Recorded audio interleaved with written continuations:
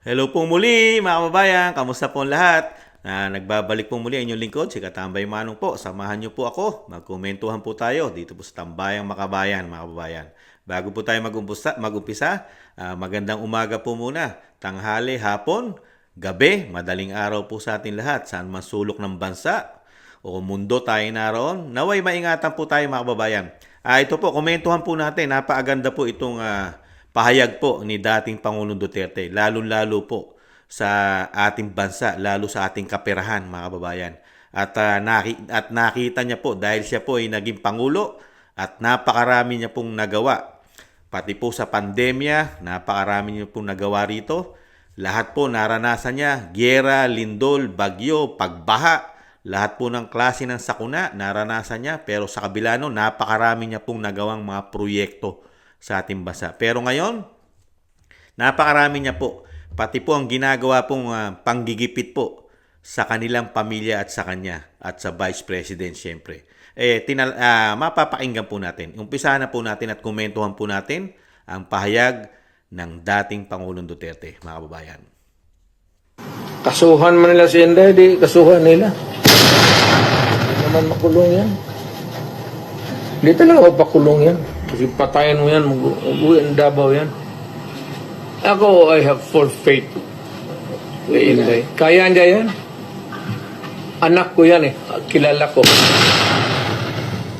Sir, may mga nag-comment na po sa social media na people power na lang daw po. Is it possible? De, wag. Alam mo, dumaan ako pagka-presidente. Not for anybody, not for anything else. Meron tayong problema. Malaking problema. Sabi ko, insignificant yung nangyari dyan kay Lopez pati kay Inday. Binata man yung threat, patay-patayan. Pati itong luko-lukong Malacanang, ang problema ng isa pa dyan, yung National Security Advisor ko noon. Gusto nila ipalabas na Yan po mga tabay, napakagaling po ng dating Pangulo at kabisado niya po ang kanyang anak si Vice President. Kahit ano po gawin daw po nila sa Vice President, hindi nila kayang ipakulong yan. Siyempre, alam ng tatay na walang nilabag na batas at walang ninanakaw sa bansa yan, sa bayan. Di po ba? At pati po ito ngayon, pati po yung dating kanyang national advisor, di ba? Binanatan niya rin, may nasasabi rin siya, yung dati niyang gabinete, di ba? Marami po yan. At meron po pa mga dati niya general dyan, di ba? Ito po, ituloy natin. Kaya napakaganda po nun mismo siya. Tiwalang-tiwala siya na hindi nila kayang ipakulong ang Vice President. Kaya nga tinantanan na nila impeachment di ba? Nasaan na impeachment? Di ba? Kasi takot po silang lahat. Dahil una-una, malapit na maghalalan. Puro sa Inidoro po sila mapupunta ngayon, mga kababayan. Komento na inyong lingkod. Inidoro ang babagsakan yan. Walang ginawang trabaho sa atin yan, mga kababayan. Ano ginawa nilang trabaho? 3 taon. Pamumulitika. Pasin mayor na nagnakaw ng pera si Vice. Wala pa nga audit gusto na nila palabasin ganon. Tama yung kay Inday because according to her, sabi ni pasensya ka na dyan kaya ikaw yung forerunner sa presidency. Gusto ata na ni Martin maging presidente. So, ang tingin ko ang mas mabigat na problema na dapat malaman. Tama po yun Tama po yung sinasabi ni dati Presidente. Wala pang final ang audit. Hindi pa tapos ang pag-audit nila. Kaya lang, ang gusto kasi ng Kamara, sila na yung paniwalaan. Sila na auditor. Sila na CPA. Sila na mga auditor, ang mga congressman. Kasi, ano sabi ng dating Pangulong Duterte? Meron yatang gustong maging Pangulo ron o Vice President. Sino? Ang Speaker. At ito po, sasabihin na po niya ang malaking problema ng ating bansa. Ng Pilipino is nag-hemorrhage ang country. Tama. Pati yung PhilHealth nga na hindi sa gobyerno, contribution natin yan kasi kung magpa-hospital ka, Noon yung may pambayad ka, depende sa ano mo, category yung rates mo. Yun ang ano doon, yung 16 billion na nilipat nila. That is the most dangerous at dapat putang inestapa yan. Ginamit mo yung pera ng ano. And even Congress cannot do that. Trust fund yun eh.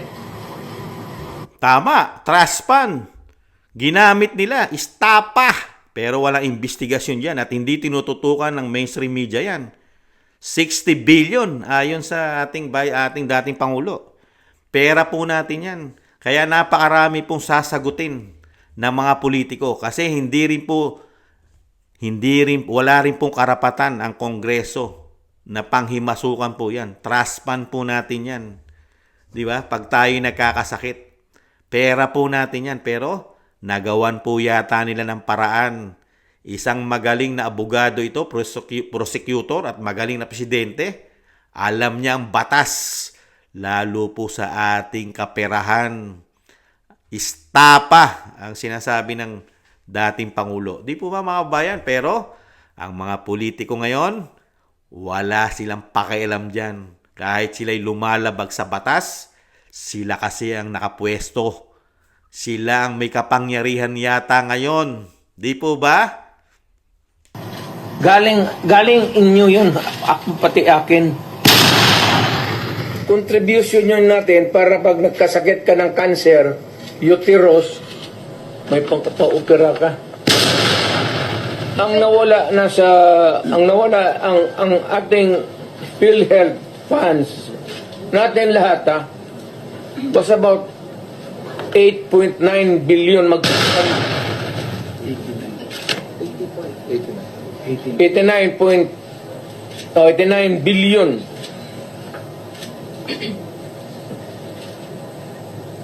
Of that 89 billion, 27 na lang nawala. 27 na lang ang natira. Grabe, no? 27 na lang Bakit natira. nila pinakialaman? Tama, bakit? Ang gobyerno na ito, walang project. Wala kang nakikita ng project. Maintenance na lang. Kasi ayuda, ano yan, akap, ayuda. Tupad. Yun, naubos doon. Akap, tupad. Naubos ni Romualdez Saka porkis. Si Romualdez, congressman lang, pero left and right ang pamigay niya. Oh, may tag 5 mil kayo ngayon. Tama yun eh. Congressman ka lang. Kung magpamigay ka, left and right. Congressman, legislative. Nakita nyo, nasabi ng dating Pangulo, yung congressman ka lang. Diba? Trabaho na executive. Pero ang nagtatrabaho po ayon sa Vice President, speaker. Kaya napakarami po nila sasagutin sa taong bayan, lalo po sa korte. Sa batas ng ating bansa, marami po silang sasagutin. Dito po sa mga pinasabog at sinasabi ng dating Pangulong Duterte. Puro istapa. 89 billion. Nakuha na nila 60 billion. 20 plus billion na lang daw po. Dahil 80 plus billion yata. O 90 billion mga tambay. 89 billion yata mahigit mga kababayan. Grabe no? Grabe po ang ginagawa po. Pagdating sa kaperahan sa ating bansa. Pero ang mga politiko tahimik. Ang mainstream media, tahimik. Lalo po ang social media. Hindi nila tututukan yan. Dahil meron daw pong 500,000 a month. At meron ding marites na sinabi si Senadora Amy Marcos. 1 trillion. 1 trillion pagpapabagsak sa mga Duterte. Kita ko sa CCTV ko eh. Pera natin. Sus Maria Josep Ginoo Romualdez.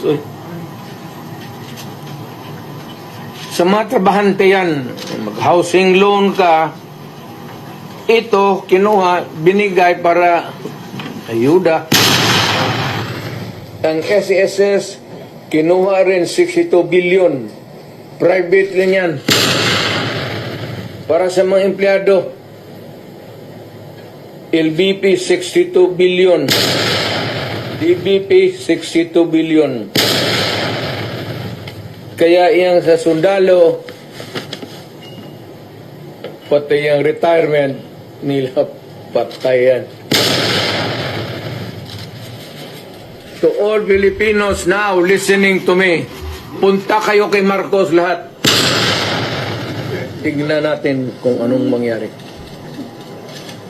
Mga Pilipino, nakikiusap ako.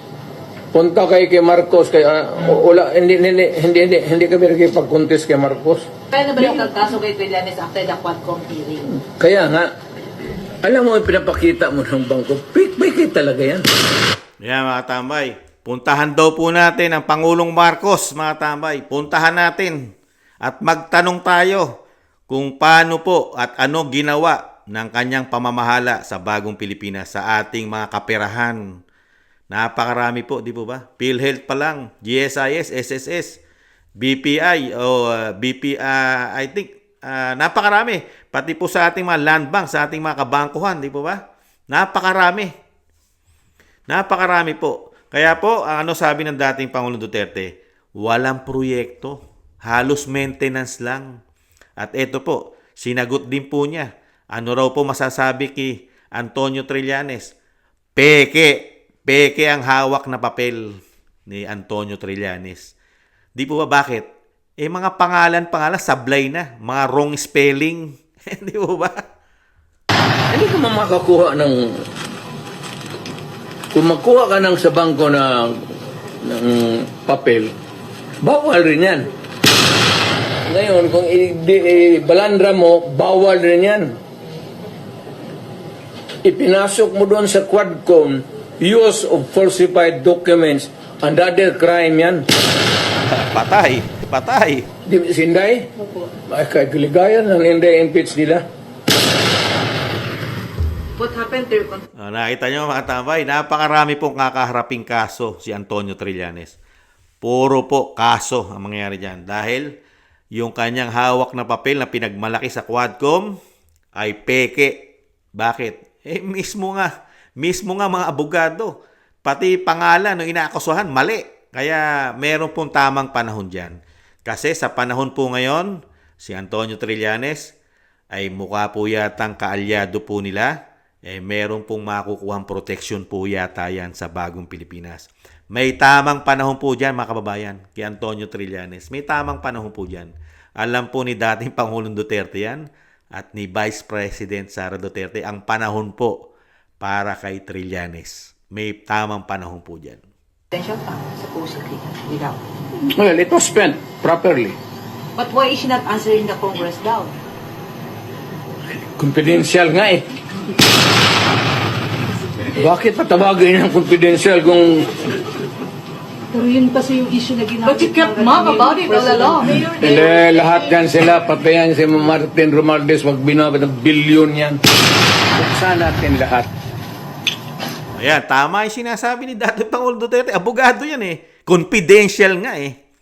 Bakit yung bubuksan ni confidential? COA lang ang kausap dyan. Hindi po mga congressman. Ano sabi ng dating Pangulong Duterte? Pati si Martin Romualdez ang speaker. Bilyon yan. May hawak yan, mga confidential. Di po ba ang confidential intel pa ng Pangulo? Bilyon? Diba? Kung sabi ng dating Pangulong Duterte, kung gusto nyo, buksan lahat. Bakit hindi buksan lahat? Siyempre, demolition job eh. Di po ba? Demolition job. Di po ba? Wag na lang muna yung ibang ngayon yung this year lang. Tapos pagkatapos buksan natin next year. Buksan ng Congress. Ang Congressman, hinamon ko ba sila to open your books? Tama. Ang sagot naman to ni Trillanes, open your bank account. Makihati ka pa sa putang ng pera ko.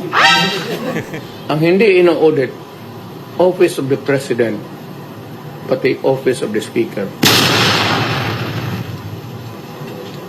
Mga military wake up. Oh, ayan, bakit nga naman, no? Hindi nila ino-audit. Di ba? Office of the Speaker, walang audit-audit. Office of the President, walang audit-audit ang mga congressman. Siyempre, magkakasama eh. Di ba? Isang grupo yata. Di mo ba mga kababayan? Bakit mag-o-auditan? Nakita nyo naman po ngayon ang kalagayan ng ating bansa, lalo sa ating pera. Ano sabi ng Vice President? 2 tao lang kumukontrol. 2 tao sa Kamara. Ilang tao kaya kumukontrol naman sa Senado? Di mo ba? Bakit nila i-audit yung mga opisina nila? Kontrolado nga nila. Di ba?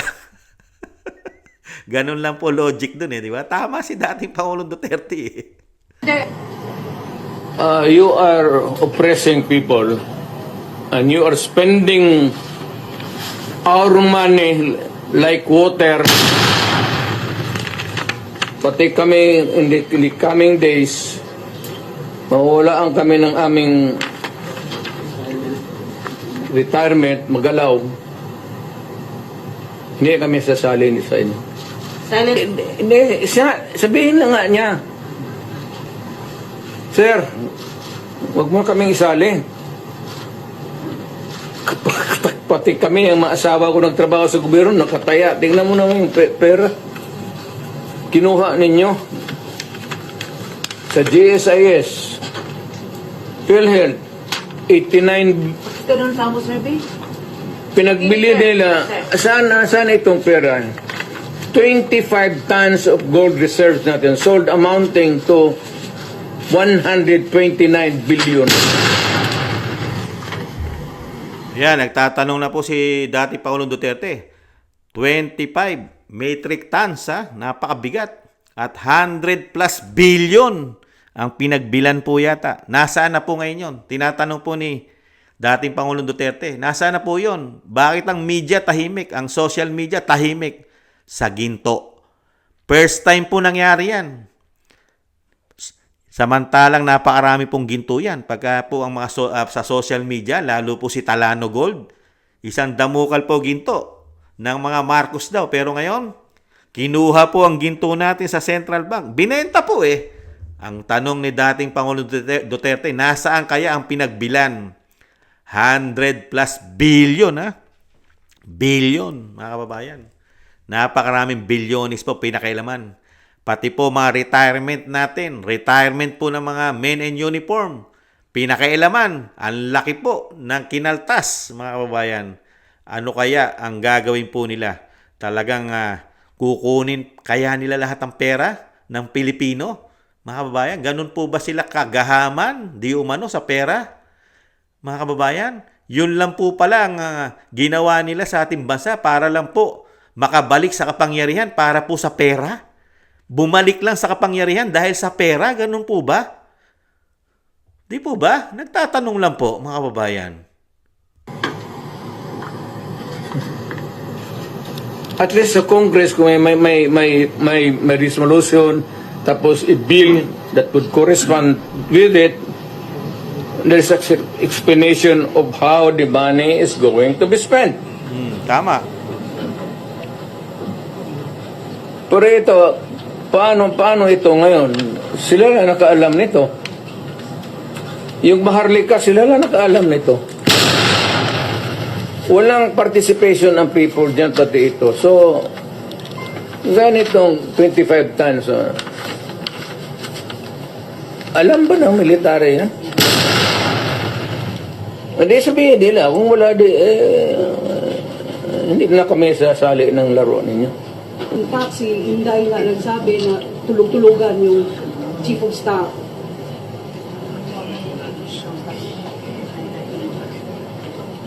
Paano daw makakatulog yung AFP Chief of Staff? Bilyon yung nawawala. Matagal na siyang natulog. Alam niya yung commander-in-chief niya nagdudruga. Noon pa yan, alam na ng lahat. Baka siya lang ang hindi. Ang mga polis. Kami ang taga Davao, alam namin si Lagdameo nagdudruga. Kasi kasama namin siya palagi dito sa diyan kay Pedro. Kaya yung SIPO ni mag-usap kami, yung SIPO ni Lagdamio magtulo yan. Hindi niya alam nagtulo yung SIPO niya. Minsan gano'n na lang yan.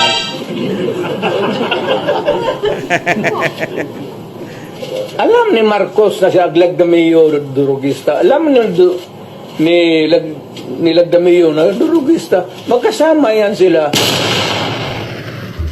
Sa Yan, mga katambay, nakita nyo po, mismo sa bibig ni dating Pangulong Duterte, hindi lang po pinaniwalaan ng mga Pilipino nung halalan na meron po tayong tumatakbong presidente na nagdodroga.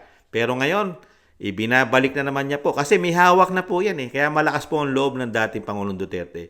Meron din pong hawak na ebidensya yan. Baka meron din pong USB yan. Napanood niya po. Galing kay Cathy Binag. Di umano. Di po ba? Pati po, si Lagdameo po ay isa pong sekretary po at kaibigan po ng Pangulo. Di ba? Sekretary niya po yan. Si Lagdameo, asawa po yata ng artista yan, mga kababayan. Di ba? Magkaibigan po yan. Kaya ano sabi ng dating Pangulong Duterte? Parehas pong nagdodroga daw, sabi ng dating Pangulong Duterte. Kaya nga ayaw po magpa-drug test eh. Di ba? Bakit kaya ayaw magpa-drug test? Di po ba?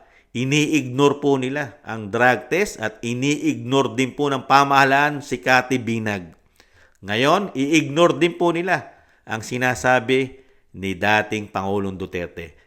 Di po ba? Napakarami po nilang ginagawang kabalbalan sa ating kaperahan dahil may issue pa sila ng droga. Dahil pagka ikaw ay durugista, paano ka makapag-iisip ng matino, mga kababayan? Di ba? Titan. So, another appropriate question would be, yung ito with sincerity, kayo bang mga military pati police, would you still continue to support a drug addict? Alam ninyo kung tanungin mo lang yung Presidential Security Command, puro military man yan. You did not go far. Yung mga tao ninyo sa military. Hanggang kailan kayo magsuporta ng drug addict na presidente? But would it help if one would... The right to be heard, the right to be informed. Importante yan. Constitutional provision yan. Mr. General sa military. And the right of the people to seek redress of grievance. Tama. Kayo lang ang makabigay niyan ngayon. Tama. Mr. Military, give us that right. The right of information that is true and correct. The right of redress of grievance. And the right to protect us. So the challenging Browner na. To be short of... Totoo po yun, sinasabi ni dating Pangulong Duterte. Kasi nasa konstitusyon po natin yan. Pagka ganyan po ang isang presidente, lalo po may issue ng droga, kailangan po nating alamin yan na ang presidente po, napaka-delikado po yan. Dahil po, bansa po pinag-uusapan. Pwede pong malagay po sa alanganin ng ating bansa pagka meron po tayong presidente na sinasabi ni dating Pangulong Duterte na bangag. Ngayon, ano sabi niya? Mga militar lang po ang po pwedeng gumawa nito. Gugustuhin ba ng mga militar na meron tayong commander-in-chief na bangag, gumagamit ng droga, tapos magugustuhan ba daw ng mga military ang ginagawa sa ating kaperahan? Inuubos yata ang pondo natin, pati ating mga reserve, ginto, at yung mga pondo natin na mismo, pati sa health system natin, PhilHealth, GSIS, SSS, pati ang Maharlika Investment Fund, pera pa rin natin yan.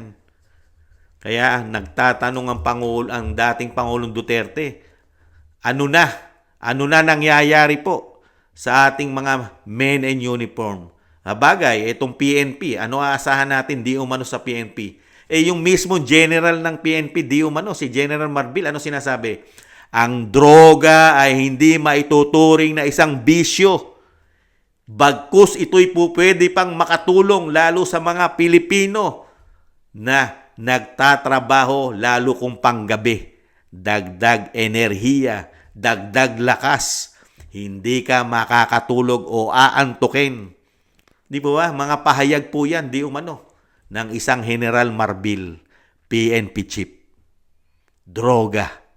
Di po ba? Ibang klase, no? Challenging Brown na tapon. Wala akong tina-challenge. I don't have a challenge to anybody. I'm challenged to the military itself.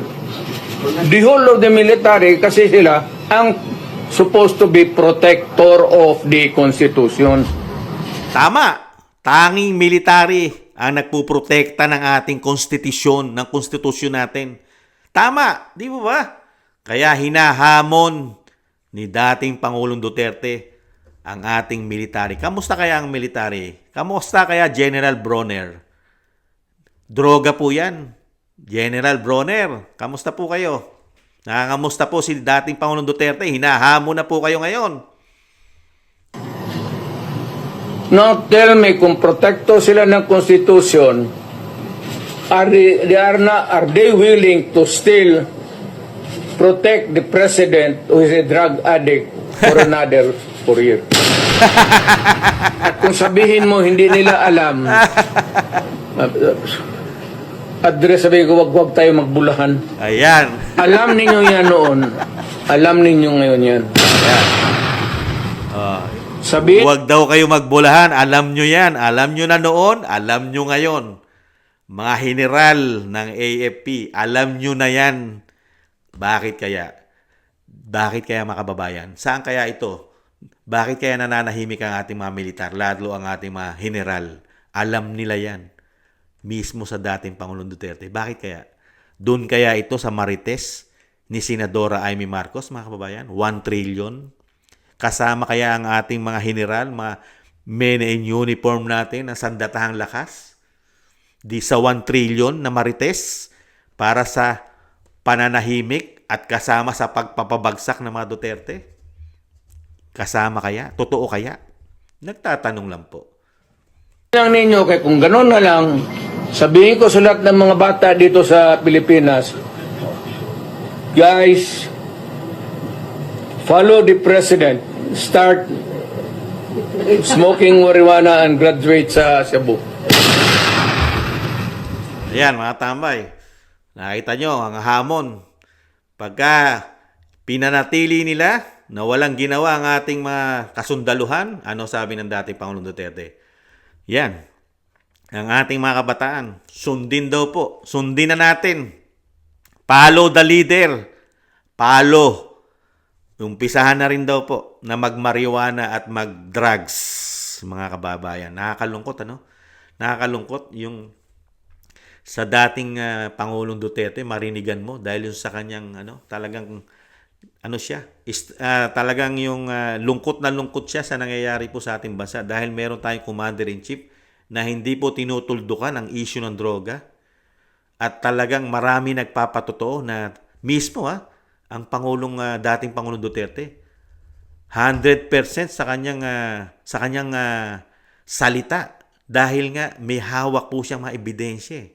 Kaya lang tulog na tulog ang ating mga sundalo, mga kababayan. Ang ating mga general. Ang presidente, gano'n. The best example is gano'n. But people are looking up to you as a patriot and nationalist. Ikaw yung And then, people looking at me because that president is silent. Kita mo na siyang ginawa. Tama. Tahimik. Dapat at first stage pa ng laalitan, sandali. Tama. Tahimik sa lahat na nangyayari. Sa ginawa nilang pagbatikos, pagpapabagsak ng institusyon ng Kamara sa Vice President di umano. Tahimik po ang Pangulo. Tahimik sa lahat ng issue. Bakit kaya? Kasabwat kaya? Kaya tahimik? Ngayon, nalaman po natin kay dating Pangulong Duterte, lahat po ng anomalya na ginawa ng bagong Pilipinas sa ating kaperahan. Diba? Napakaraming pera po natin. How many billions? Naalaman po natin dahil marami na po nagsasabi. Di ba ba? Marami na po nagsasabi. Kalat na po sa social media. Hindi po sa mainstream media.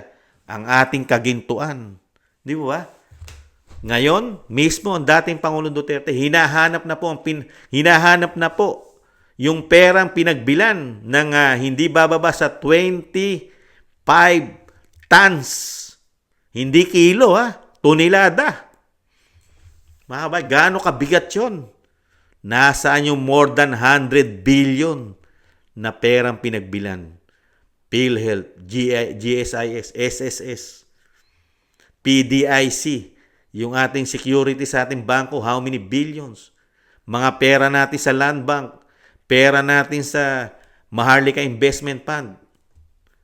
Mga kababayan, di po ba? Nasaan? Kaya nga, ano sabi ng dating Pangulong Duterte? Puntahan natin si Pangulong Marcos. Tanungin natin. Tahimik, nananahimik. At yung issue niya sa droga, kasama raw po si Lagdameo. Yung issue. Ayan, ang paghamon. Nakakalungkot lang po, no? Napakarami na pong hawak na ebidensya. Nahandyan po si Cathy Binag, lalo sa issue ng droga. Merong USB. Nahandyan pa ang dating Pangulong Duterte, may hawak ng ebidensya yan. Ano pa ba ang iniintay nga naman? Napakarami pong sasagutin. Lalo sa kaperahan. Istapa ang ginawa nila sa ating kaperahan. Tapos, napakabigat na magkaroon pa tayo ng isang presidente na kung totoo ang sinasabi ni dating Pangulong Duterte, labag na labag sa ating konstitusyon na meron tayong presidente na napakabigat, merong bisyo na droga na hindi po tinutuldukan. Ayan, men in uniform. Ano po gagawin nyo ngayon sa mga sinabi po ng dating Pangulong Duterte? Magteteeng ang kawali po ba kayo? At diretso po pa rin ba? Hanggang 3 taon pa mahigit, mananatili ang Pangulong Marcos na wala kayong gagawing aksyon? Hindi nyo po ba pipiliting magpa-drug test man lang ang Pangulo ng Bansa dahil kayo po ang may karapatan at kapangyarihan pagdating sa ating bansa, sa ating institusyon? Di po ba? Kayo lang po ang pwedeng gumawa, men in uniform natin, lalo ang ating mga militar, para po maitama ang mali na nakikita po ng taong bayan at lalong-lalo po ni dating Pangulong Duterte. Korupsyon, issue sa droga. Ngayon, kung hindi nyo po gagawin yan, baka nga po mangyari na ang sinasabi po ni dating Pangulong Duterte na ang ating mga anak, mga susunod nating henerasyon ay baka gayahin na po ang Pangulo raw po ng bansa na kung ano ang ginagawa ng Pangulo, welcome na po sa marijuana at droga ang mga kabataan. Nakakalungkot po, mga kababayan. Magbubulag-bulagan po ba ang ating mga militar, ang ating mga general? Bulag po kaya? Bingi? Pipe? Dahil kaya sa malalaking pera na pangbulag, pangbingi, para po hindi magsalita, pangpipe ang malalaking pera kaya, mga general? Di kaya? Nakakalungkot lang po. Dating Pangulong Duterte yan, walang proyekto, maintenance lang. Pero kilalaki ng pera po. Nagbabudget ng Pilipinas ng how many trillions? Tapos kukunin mo pa ang ating kagintuan. Kukunin mo pa ang mga pera ng mga Pilipino sa PhilHealth, sa GSIS, sa SSS, sa PDIC, na saan napunta ang isang damokal na pera? Walang project na malalaking project, maintenance halos, ayon sa dating Pangulong Duterte. Tapos, ang bansa natin lugmok sa kahirapan, napakataas ng mga bilihin, ginagawa lang ng isang speaker na hindi niya trabaho, puro pamimigay. Ayuda. Hindi niya kaliwat kanan, ayuda ng speaker. Ibang klase, no? Kaya dito po sa nangyari po ngayon at naparinggan po natin dito po sa pahayag ng ating dating Pangulong Duterte, magkakaalaman po yan. Malalaman po natin kung ano po ang aksyon o pahayag ng mga general natin, lalo po ng AFP natin, si General Bronner, mga tambay, malalaman po natin ang pahayag po ng ating mga militar. Pagka ganito po ng ganito, na mismo po pala sila, alam na rin nila. Matagal na po pala nilang alam. May alam na po pala ang ating men in uniform na nagdodroga daw po, di umano ang Pangulo kasama pa ang Lagdameyo. Kaya yung sinasabi ni Kati Binag ay malaki po pala talaga ang tsansa na ito ay totoo. Totoo. Di po ba? Kaya po mga kababayan, nakakalungkot po. Dahil nung una pa lang, sinabi na ng dating Pangulong Duterte yan, naging matigas lang po kasi ang ulo ng ating Vice President. Hindi po niya kasi sinunod ang kanyang ama na huwag samahan ang Pangulong Marcos Jr. Di po ba? Nagbigay na po siya ng warning na meron po tayong presidente na tumatakbo nung halalan na durugista.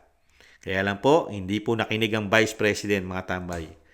Ang ating Vice President. Kaya po nangyari ito. Dahil medyo naging matigas po ang ulo ng ating Vice President. Pero sa isang banda, naging mabuti rin po kasi nabunyag. Nabunyag po na ganito po pala ang pagpapatakbo ng sinasabi po na Marcos ay napakagagaling na politiko. Romualdez, magagaling na politiko. Nabunyag po kung paano po sila magpatakbo ng gobyerno.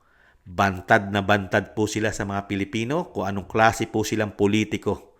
Hindi po pala sila gahaman sa kayamanan at hindi rin po sila gahaman sa droga. Hindi po pala, mga kababayan. Ibang klase. Muli po, maraming salamat po.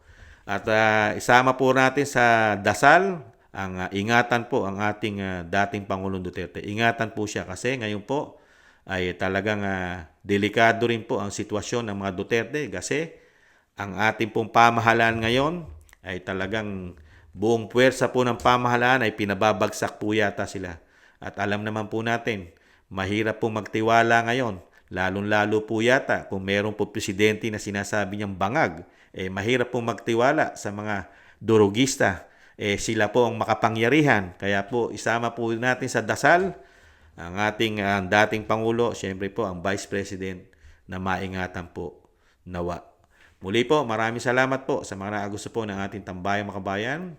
Nakakalungkot man sa YouTube at TikTok. At ganoon din po sa mga nagko-comment, like, share, and subscribe. Maraming salamat po mga kabayan. Ingatan nawa at konting tiis lang po. Makakabangon pa ang ating bansa. Paalam! Bye-bye!